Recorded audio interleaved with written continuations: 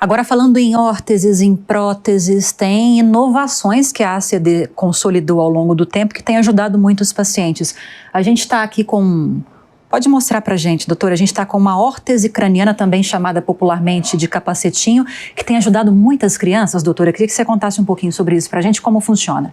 A gente faz esse atendimento com pacientes com assimetria craniana desde 2010 e o que é assimetria craniana? Talvez se a gente explicar um pouquinho antes, até facilite.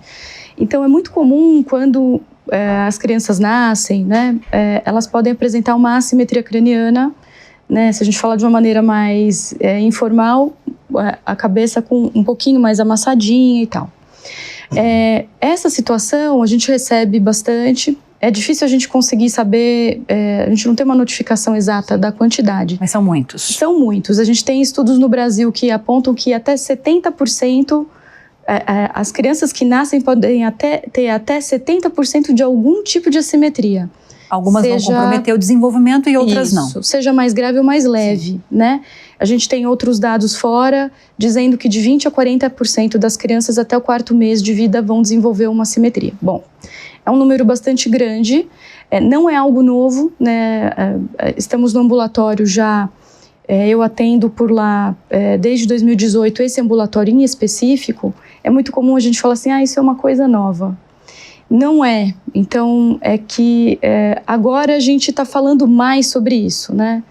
Aliás, como tudo que diz respeito ao paciente que precisa da ACD, a gente tem falado mais sobre esse assunto, e o que é muito bom. Então, a gente precisa receber esse paciente que tem um diagnóstico de assimetria craniana. Muitas vezes são os próprios pais que percebem, porque eles estão vendo que tem algo errado, né, no formato da cabeça. E daí, esses pacientes procuram, os pais procuram os médicos, geralmente é o pediatra, e acaba passando até chegar na fisiatria. Então, isso é difícil chegar no fisiatra. O fisiatra é a pessoa que vai olhar para essa simetria, não vai olhar só para a cabeça, vai olhar para o indivíduo. Então, eu preciso entender se essa simetria, primeiro, se ela na causa dessa simetria, foi algo mecânico, que amassou a cabeça da criança de fora para dentro. Aonde a gente vê essa situação? Finalzinho da gestação, o nenê tem pouca mobilidade dentro da barriga da mãe, dentro do útero, acaba ficando muitas vezes numa posição não pressionado. Uhum. A gemelaridade, então, quando você tem casos de gêmeos, trigêmeos, é claro, você tem mais pessoas competindo pelo mesmo espaço. Então, isso é um fator de risco também. Para que a gente veja a assimetria. E na década de 90, até nossa indicação médica para as crianças não terem a apneia, né? Então a gente começou a indicar de maneira bastante ativa que os nenês dormissem de barriga para cima. O nome dessa campanha era Back to Sleep. Então a gente começou a amassar a cabeça dos nenês, né, depois que eles nasciam. Então a gente precisa entender qual é o cenário? A gente tem uma situação de assimetria craniana em que essa simetria é externa, portanto é mecânica, e eu tenho uma outra situação em que isso é uma falha da formação. Então, na nossa cabeça, quando a gente nasce com uma série de rachaduras na cabeça de propósito, porque a cabeça tem que crescer, a gente tem que ganhar o tamanho de um adulto, né?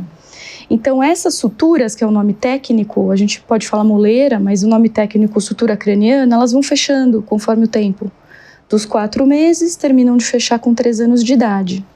Então, existe uma situação em que eu tenho uma fusão precoce, então fecha antes da hora.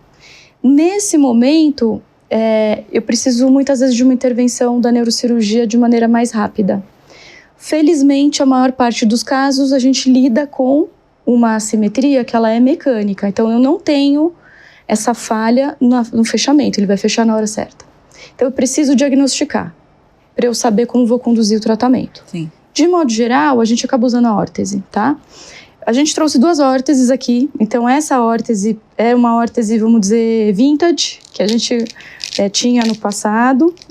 Eu vou abrir aqui. Era um velcro. Qual que é o material, doutora? É um polipropileno e por dentro é um EVA. Termomoldável, né? Ele termomoldável, né? Isso daqui é no molde do paciente. Vocês que produzem, né? Nós produzimos. E aí, a gente trabalhou com essa órtese por muito tempo. Então, conforme, né, a tecnologia foi vindo e o nosso amadurecimento para isso também, a gente mudou a órtese. Então, hoje, a gente tem uma órtese que ela é feita numa impressora 3D. A gente consegue abrir a órtese como se fosse um livro. Então, isso permite que a gente consiga, o técnico que vai conseguir fazer os ajustes na órtese, a gente consegue acessar melhor o dispositivo, porque aquela outra tinha uma dificuldade de você abrir ela por inteiro.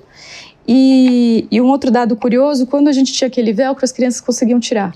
Muito fácil, né? Muito fácil. Eu fiquei pensando pro nisso neném. enquanto você explicava. Fácil para o neném. Então, Só puxar. Só puxar. Então, a gente teve que fazer uma trava de segurança. Uma trava de segurança, porque isso é bem mais difícil do neném abrir. Ótimo. Né? Por favor, Emanuel. E tem um detalhe importante. Esse design é todo desenvolvido na CD. Foi toda a concepção, como construir essa trava, como construir a própria forma de abrir. E nós fizemos um questionário para as mães que usavam a prótese e no início do projeto nós entregávamos as duas, a termomoldada e a impressão 3D. Todas elogiaram muito a impressão 3D porque a percepção do cliente é muito importante. Então foi ratificado que, de fato, essa prótese, essa órtese com a impressão 3D tinha muitas vantagens. E tem mais uma vantagem técnica, que a geometria interna é muito mais perfeita do que o outro modelo. Então, as forças aplicadas são muito mais distribuídas mais homogeneamente. Sim. Então, tem mais garantia de que as forças estão mais precisas. Você perguntou do material. Esse material, outro dado interessante, ele é um PLA, é um polilático. Ele é feito à base da fermentação de vegetais ricos em amido. Então, cana-de-açúcar, beterraba, mandioca. Então, ele é bio, é um plástico bio. Então, ainda mais um outro benefício, né?